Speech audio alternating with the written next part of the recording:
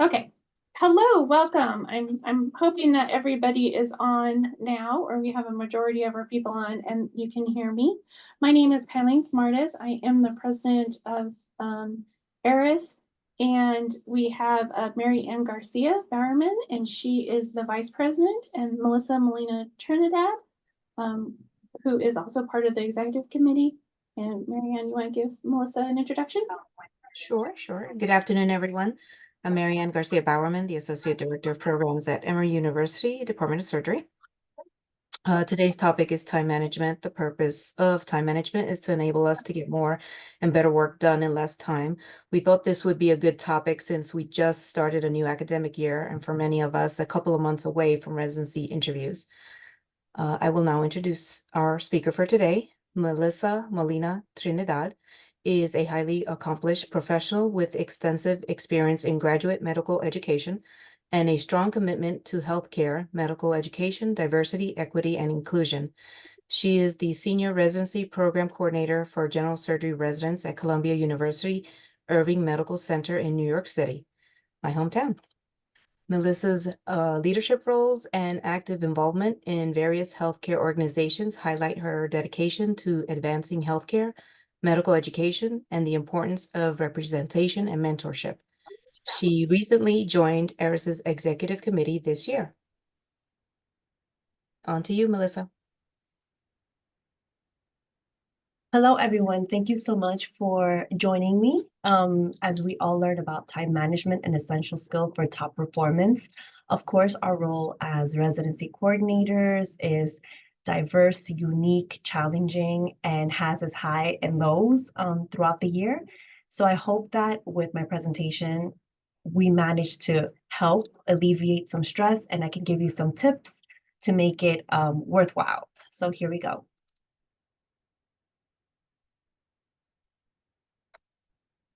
At this time, conflict of interest, I have nothing to disclose. And our objectives are how to be successful in tackling the day by setting a plan. As we all know, each day is never the same, which is, I think, something that we enjoy and love about what we do. The essential tips on how to enhance your time management skills and improving your delivery is critical because we need to know what time frame or what takes longer to handle, and we have to learn how to prioritize. And of course, in improving our delivery is ensuring that we are 100% knowledgeable and on top of our work, and that we deliver accurate data, as is very critical in GME. As well as, I put a little twist to this, and it's to maximize productivity and achieving success in both personal and professional endeavors.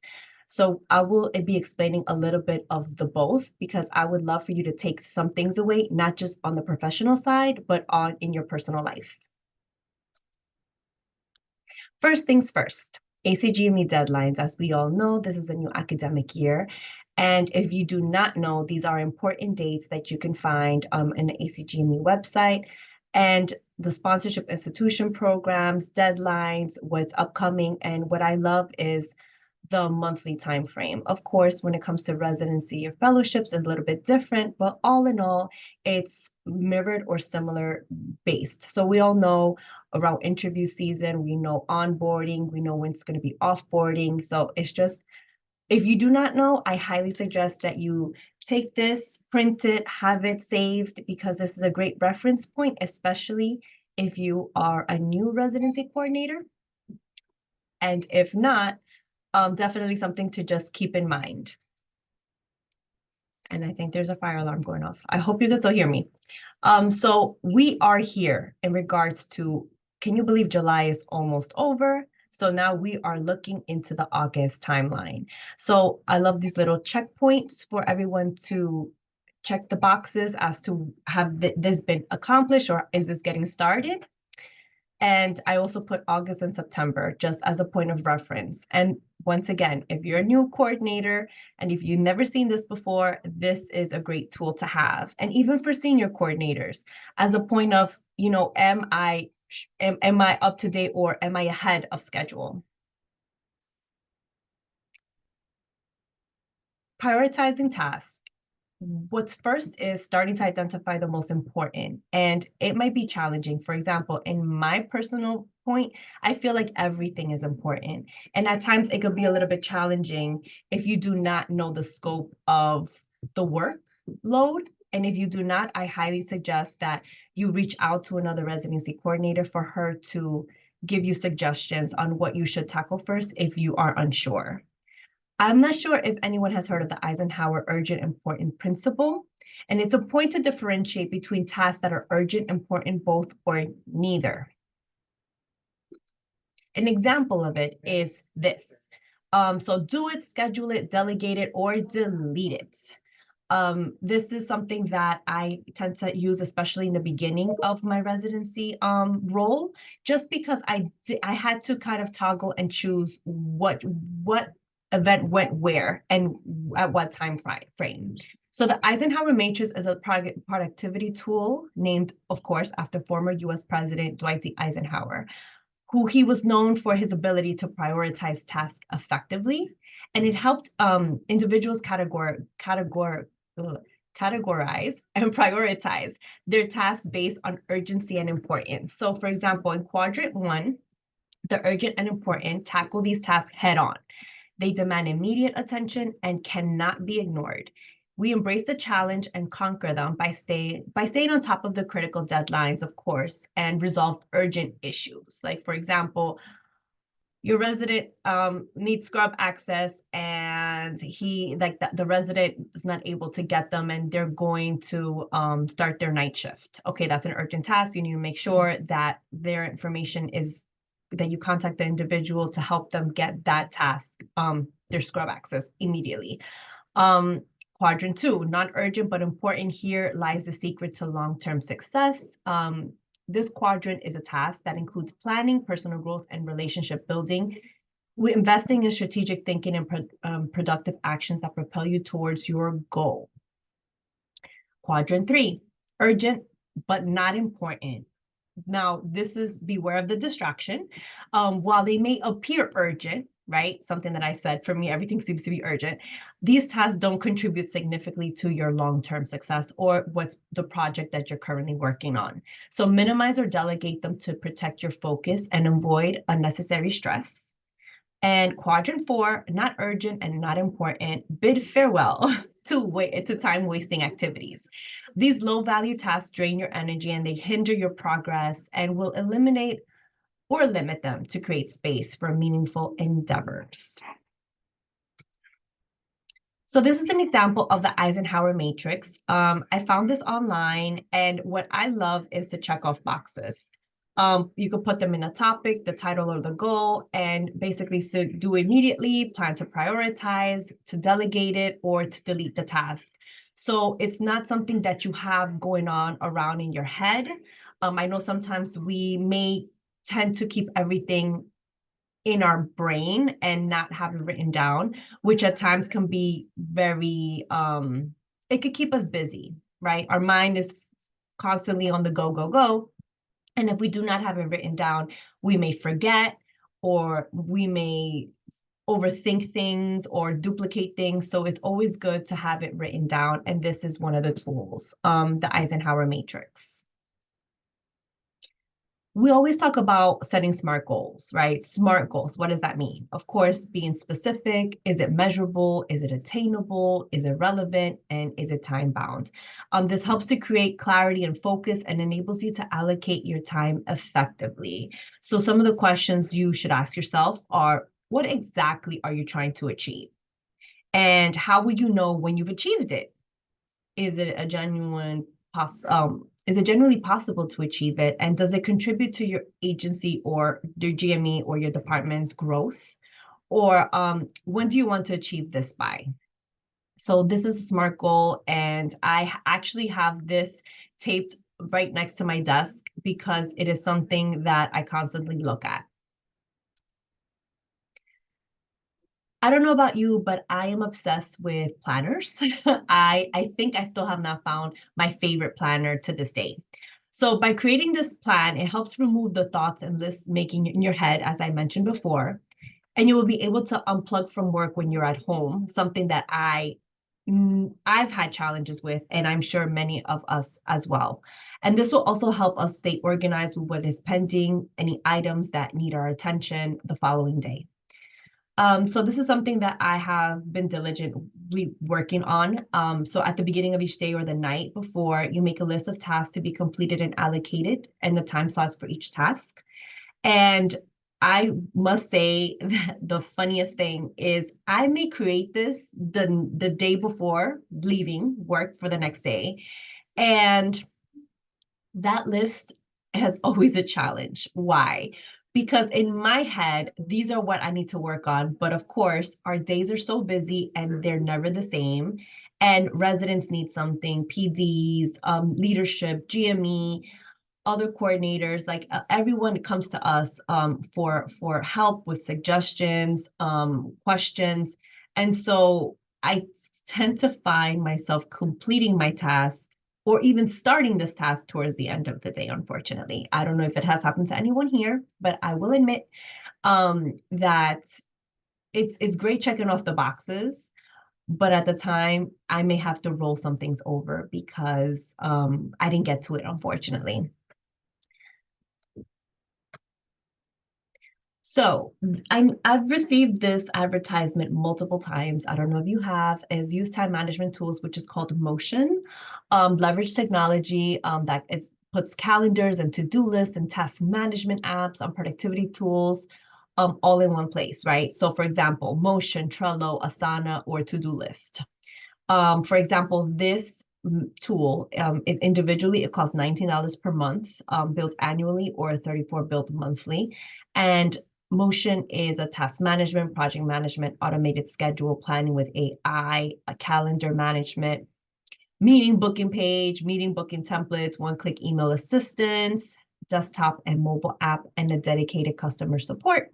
I am not advertising Motion. It's just a tool that I kind of took a little stab into it. And for the most part, I liked it. But I'm still a pen and paper type of person, even though I love digital calendars. But this is a suggestion, if you haven't done it, to give it a try and see what that will do for you in regards to your schedule. The reason why I didn't like Motion is because it could not link up to my work email. That was the only pause. If I think that if it would have matched into my work email, I think I probably would have been like, this is amazing. I love it. Everything's all in one place. And I would have definitely benefited from this. But this is just an example. I don't know if your institution or your email would link to it, but if it does, I think it will be a good opportunity to try it out. So Trello is an example of another project management tool. The great thing about this is if you are working on a team, you keep everyone accountable and never have to ask who's doing what because it's already assigned to the member in the card of the project or that specific task. You have due dates, which are easy to set and adjust, and also will be hard to miss. And it's also gratifying to just being able to say it's done. Attachments, the great thing about it is that you no longer have to like go through email chains to find attachments. You just drag and drop it right on the card and the file is there so that everyone that's in that group can see. And of course, checklist, which is the best tool to overpower overwhelming tasks. And it actually breaks big tasks into small ones. And by checking things off the list, you watch that your status bar goes to 100% complete, which I am sure a lot of us will be satisfied with. And in regards to Trello, I'm a part of another organization. We did use Trello, and it was a success. So I highly recommend Trello as well if you're working on a group project or if you're working alongside other group members. I highly suggest it. And this is free or like $17.50 per users per month. And we use the free version, but I think that there are some organizations that are paying for Trello service. So if your organization is investing in Trello, then I think that it would be good to be a member of it. Now to the personal, practicing personal time blocking. Creating a morning routine to set your day off to a great start, I, for one, must say, has really changed the way that I operate throughout the day. I actually started working out in the mornings, and that really like started off my day in a positive note. I know some people do yoga or they dedicate that peaceful time for journaling or listening to a podcast or just taking time to just appreciate, another day. But that is something that I know for those that are busy or don't have the time to have alone time while everyone is sleeping, it is a great opportunity to kind of just wake up a little bit earlier and do anything it is that you need to do to just start off the morning instead of in a hectic rush. And that morning routines give you a best chance at success in your day. And I will admit to that I have seen that potentially grow. So if you haven't done it, I will challenge you to wake up a little bit earlier, to make yourself breakfast, to go for a walk, to write, whatever it is that you feel that you haven't been able to do that will make you happy or that you feel like you're missing. I would definitely suggest you give that a try. And practice time blocking. This is something that a lot of us, I'm going to assume a lot of us do not do. And this is three reasons why it's important to time block.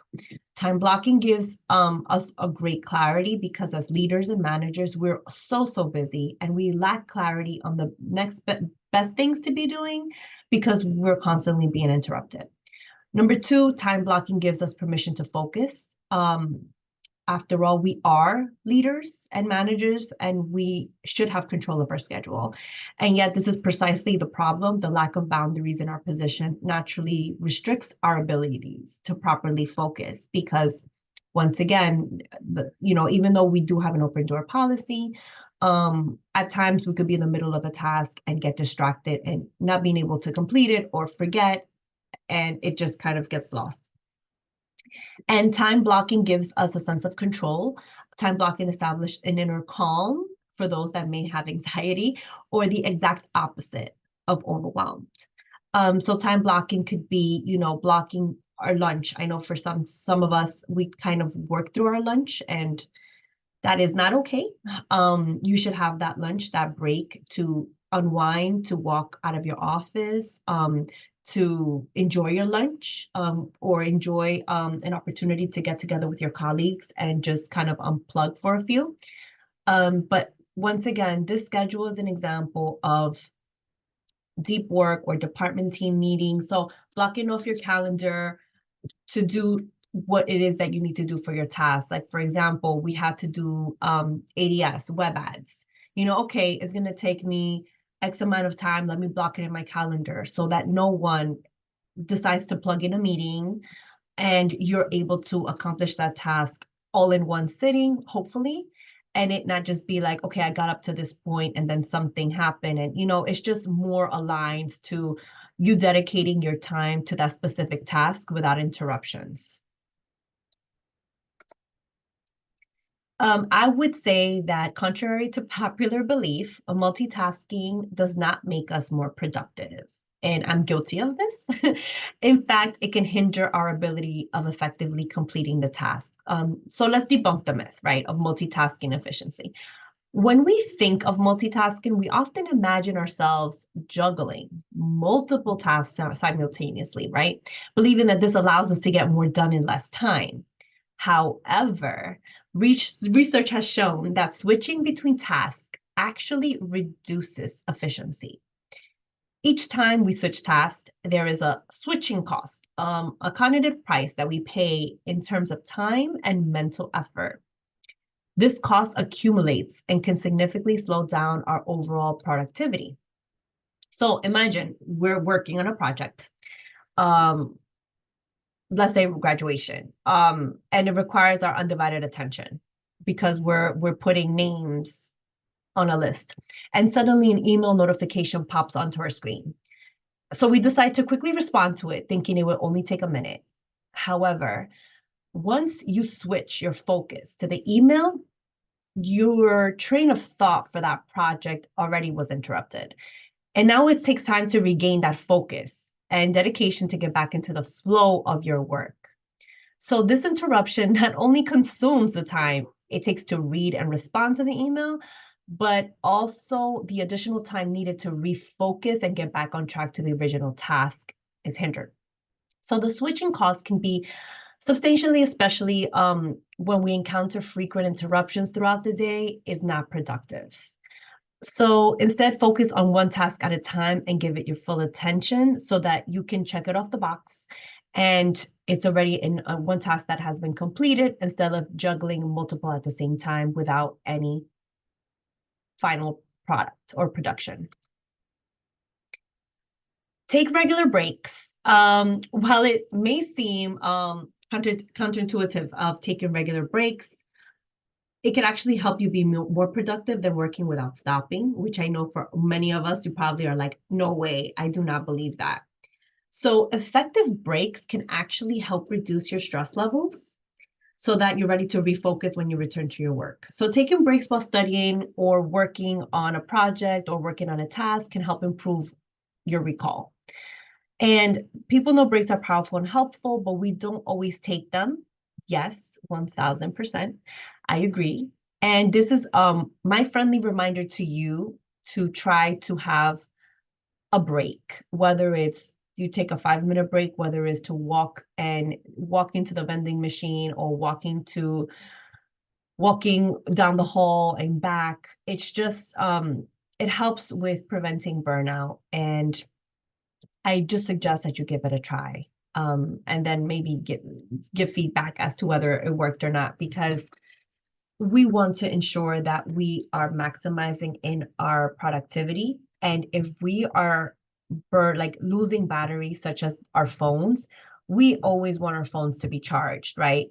We ourselves need to also be charged. And by taking regular breaks, it helps alleviate that and helps us concentrate and be more productive. Learn to say no. Saying no can be difficult, especially when we want to please others or we're not about conflict. But learning to say no is essential for our mental and emotional well-being. When we say yes to everything, we spread ourselves too thin and can become overwhelmed, stressed, and anxious. So saying no allows us to set boundaries and prioritize our needs, which are crucial for maintaining healthy relationships and taking care of ourselves. It also helps avoid overcommitting and allows us to focus on what really matters to us. So the next time you feel pressured to say yes to something you don't want to do, remember that it's okay to say no. By doing so, you're taking care of yourself and respecting your own boundaries. So I'm not saying for you to say, no, I don't want to do this, or no, you could just basically say, unfortunately, I do not have the bandwidth.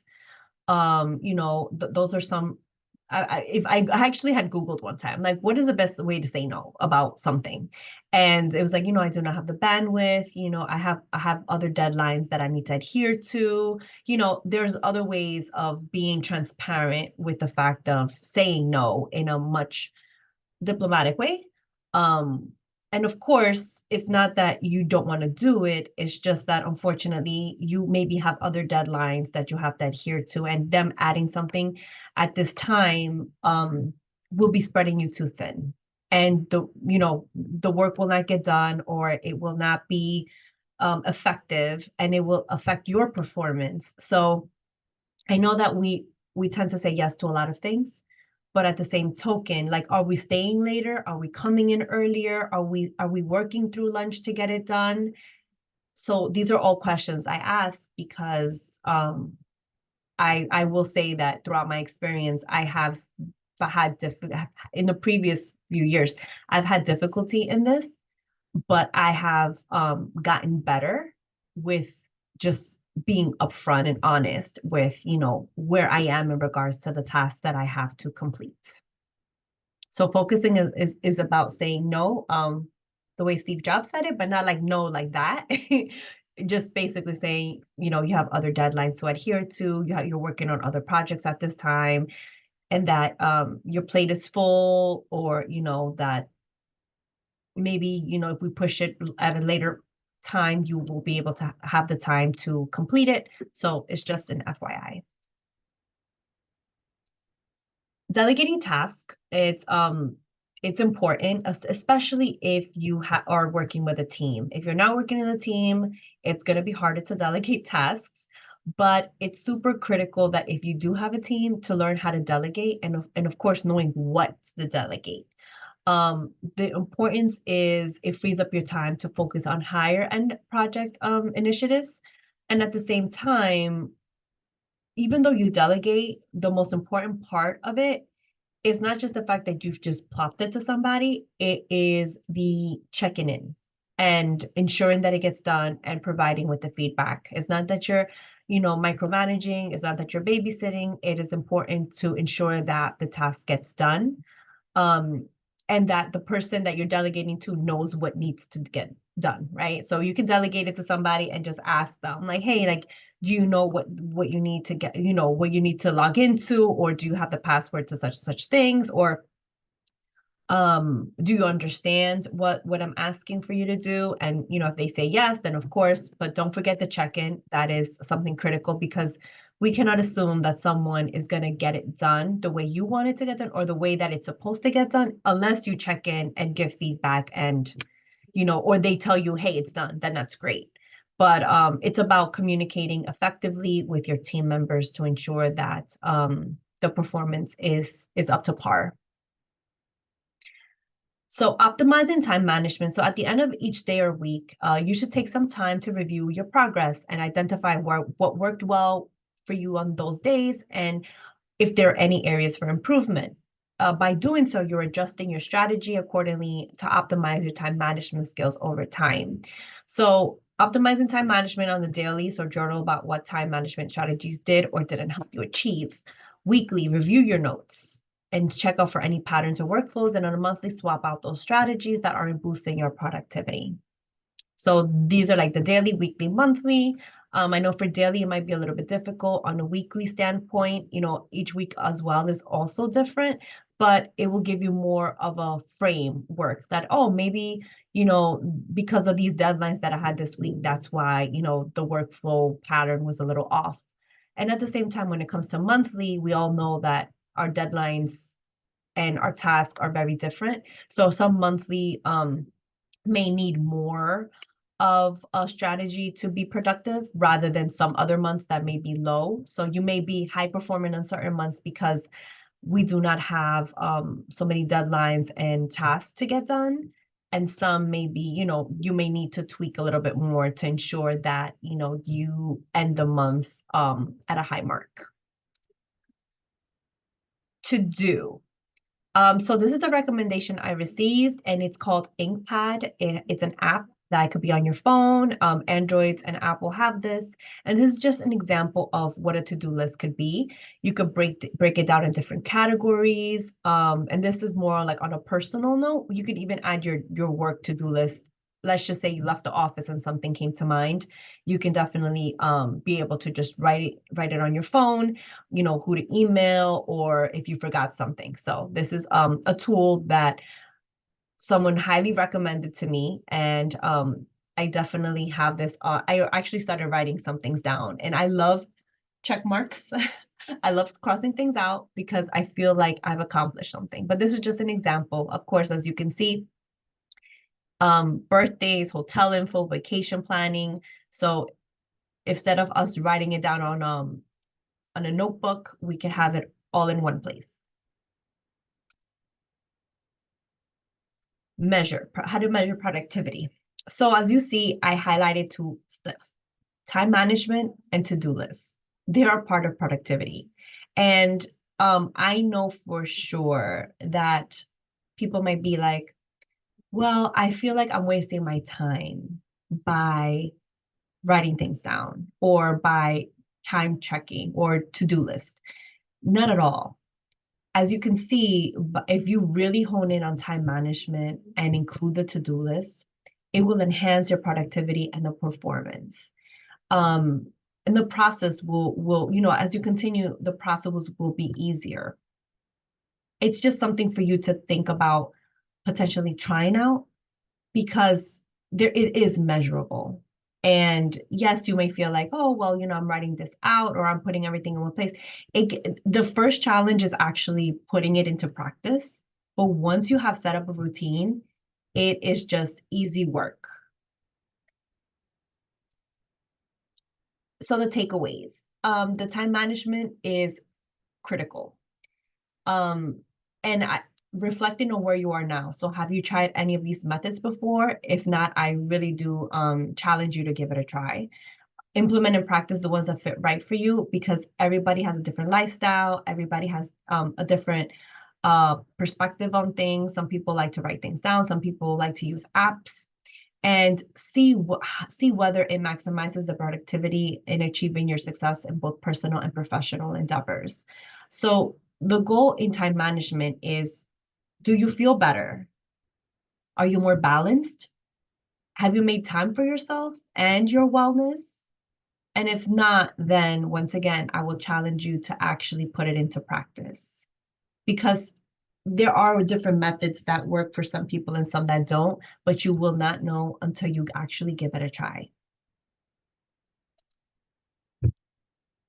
Fortunately, you can rely on AI tools for time management to prioritize and routine your task assignments by analyzing all items of your task and sorting them out by priority.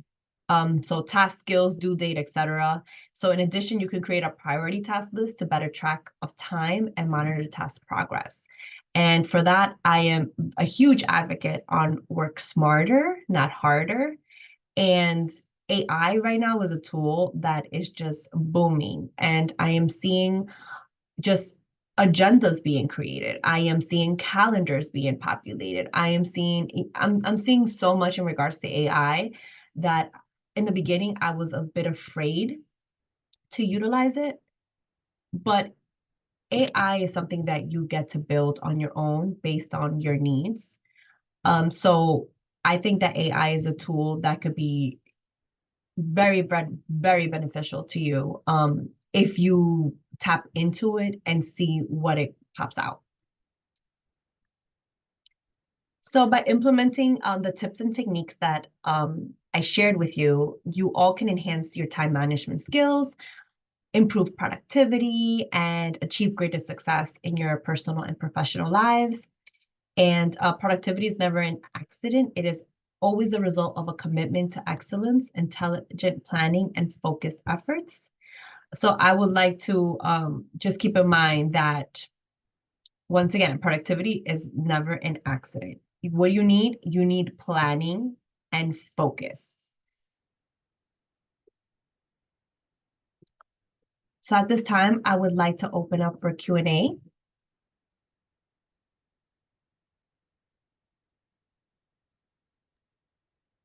So I know that they're muted. Let's see. Margaret asked if you had any tips for always being on time. Always being, okay, so I don't know if you've ever heard the thing about if you're on time, you're late. Mm-hmm.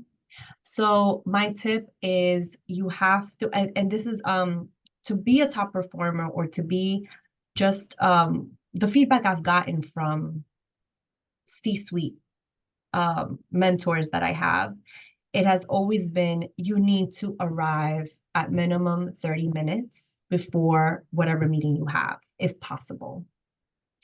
The reason is because, number one, you're not in a rush. Number one, you're not stressed. Number one, you're not coming into a panic. And at the same time, you actually have time to prepare yourself for that meeting. You have time to write down notes, or you just have time to debrief with yourself as to, okay, you're going to go into a meeting prepared.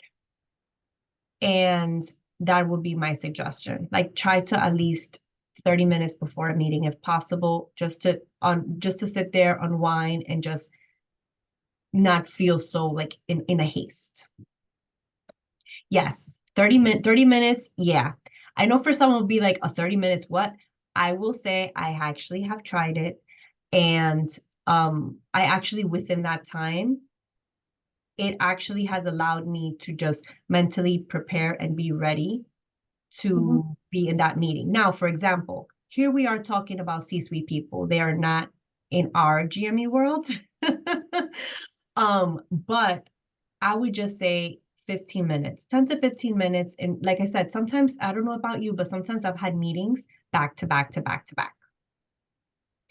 Thankfully, there have been virtual meetings, but if they are not virtual meetings, I would suggest that on your calendar, you put a block to say that, like a 15-minute block on your calendar so that no one schedules you right after another meeting. Because Melissa, that has Sandra, happened to some people. sorry. Melissa, Sandra had asked which AI app are you referring to?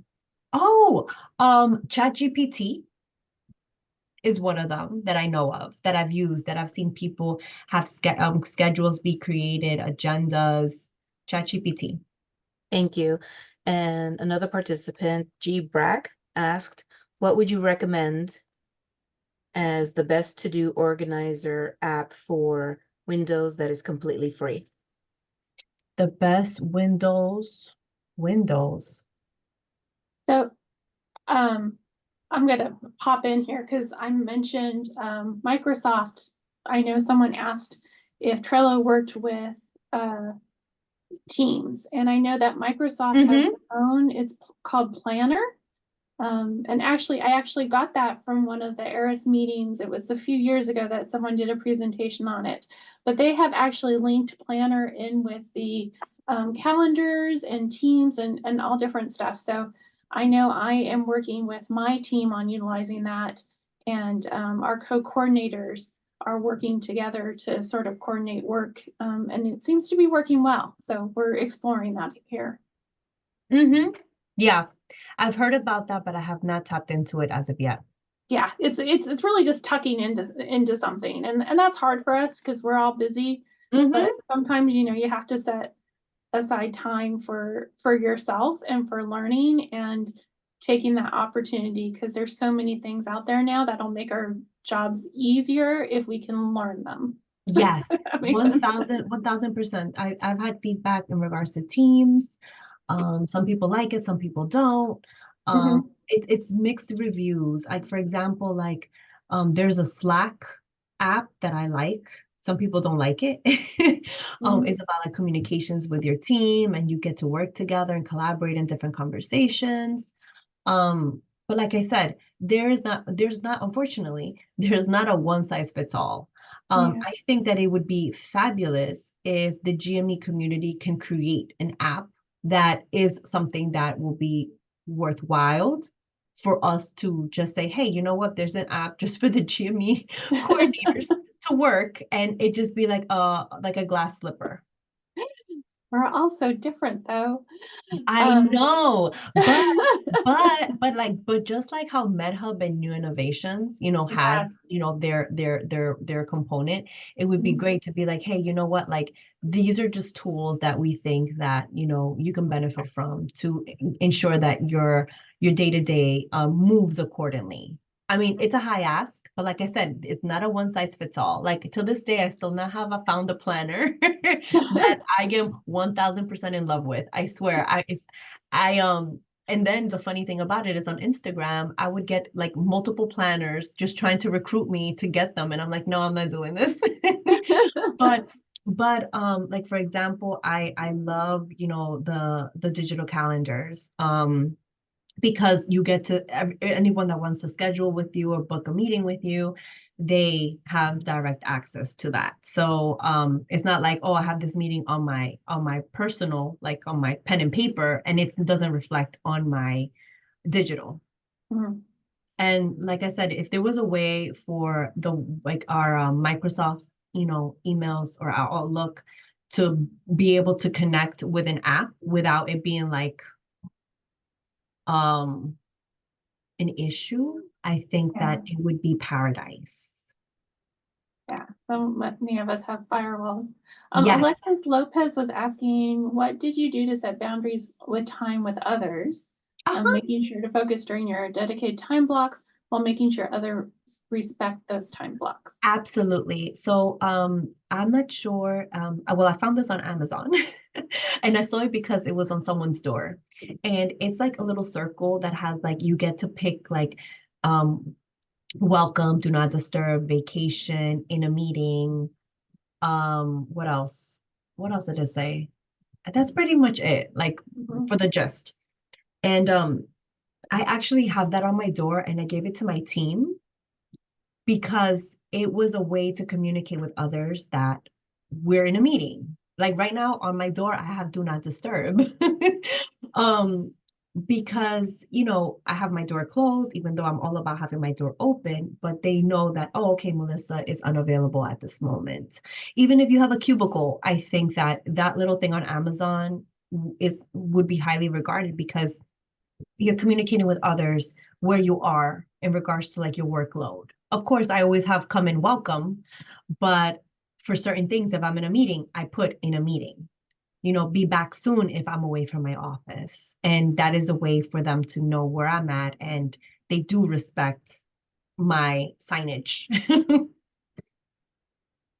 I was gonna say, I used to find a conference room and just book myself into a conference room and just take all my stuff there just because everyone knew, where my door was and that I was close by and they could, I was always open to them interrupting me, but if there was something going on that I needed just to situate and figure out what I was doing, then I would just hide myself away. Mhm. Yes, yes, absolutely. But I'm thankful that, there is, a good rapport with like Mhm. the residents and, with PDs and anyone that is looking for me to know like, okay, Melissa's always available, but when she's not available, it's because she's actually, swamped or because, Exactly. she's Yeah. busy doing something. But, it has to be respected. And Mhm. thankfully I work in a great department where they do respect that. Very true.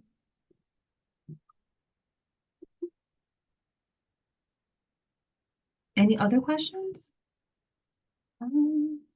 There's some recommendations. Rachel uses Google Gemini. I'm not quite sure what that is, but I'm gonna go check that out.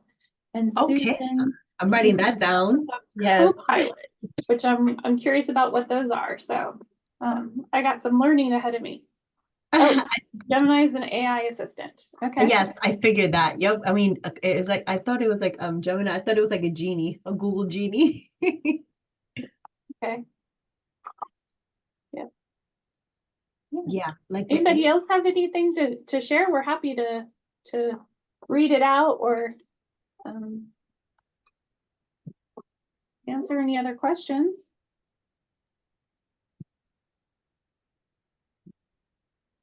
If you come across any questions after the webinar has ended, you can reach out to any of us, Melissa, Kylene, myself.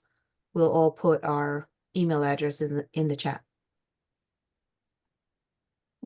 Oh, Susan is asking, how often do you update your Eisenhower matrix? I updated, well, technically I continue to add it, and then it's like until I would say a month, because I continue to add to it until like the month is over, and then like, okay, it's a new month. Some Oh, things will be longer than others, but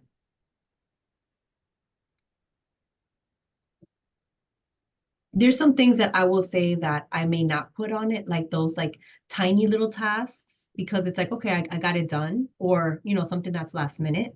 But I would definitely just put like if there, okay, for example, the web ads, the GME track, the resident and faculty scholarly activity, like that I would definitely put on my list of doing of things that I need to get done. Now it's not urgent, but it's very much like it needs to happen within a time frame. well, thank you so much, Melissa. We appreciate it, and this has been absolutely wonderful. And please, if you take anything from this, take care of yourself first. Yes. I always stress that, like you gotta take care of yourself. You gotta take those breaks, take those walks, and clear your mind in order to be your best for everybody else. So, and yourself. So everybody take care, and thank you so much for joining us. Thank you, everyone. Thank you.